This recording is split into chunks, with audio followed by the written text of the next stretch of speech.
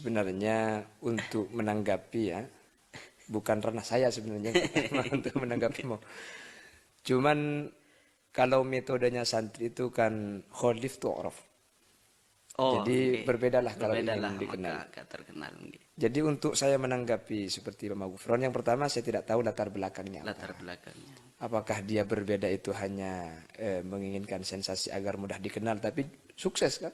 Justru sekarang Sukses. benar-benar dikenal. Benar-benar dikenal. Karena memang sudah mengikuti kaidah kholif tu'raf itu. Jadi apakah berangkatnya dari situ atau berangkatnya itu dia benar-benar seorang majdu Iya. atau dia berangkatnya asal-asalan, wallahu a'lam, saya tidak ada yang tahu.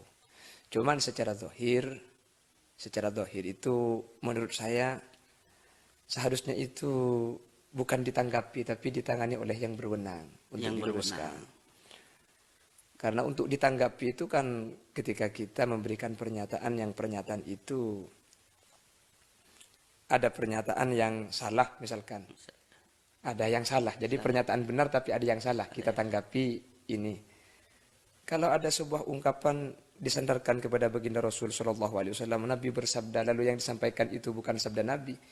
Ini bukan pernyataan benar ada salahnya. Tapi itu sudah bukan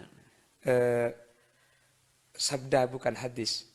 Maka kalau kembali kepada man kadzdzaba alayya falyatabawwa maq'adahu 'alan nar, maka seharusnya di sini yang harus berperan itu dua.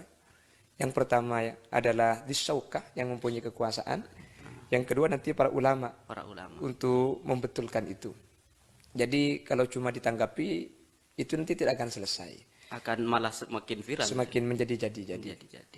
Jadi kalau seperti saya tanggapi, saya mau menanggapi berangkat dari mana? Apakah dia itu berangkatnya? Jadi saya nggak tahu. Karena kan isu-isunya dia itu majdub. Kalau majdub, ya. Jadi malah repot. Saya tidak pernah bertemu untuk menanggapi.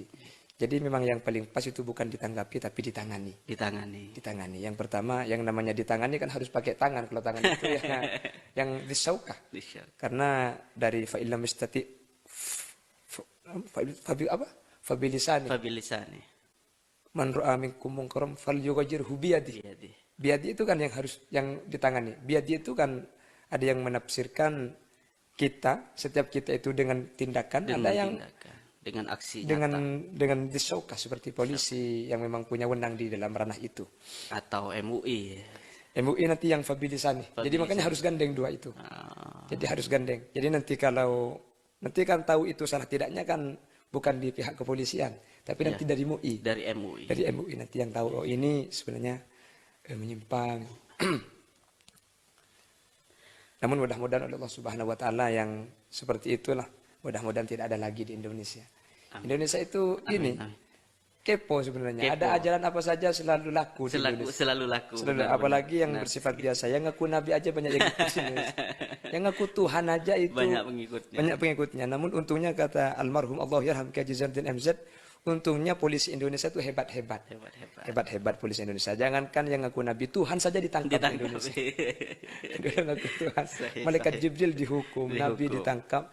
Yang ngaku Tuhan itu ditangkap. Cuman yang sekarang karena masih ada kontrak dengan Tuhan dan karena mungkin penjaga gawang neraka dan bisa berdialog dengan malaikat maut, mungkin itu masih takut nanti menyuruh malaikat maut untuk menangkap. Polisinya masih takut untuk menangkap.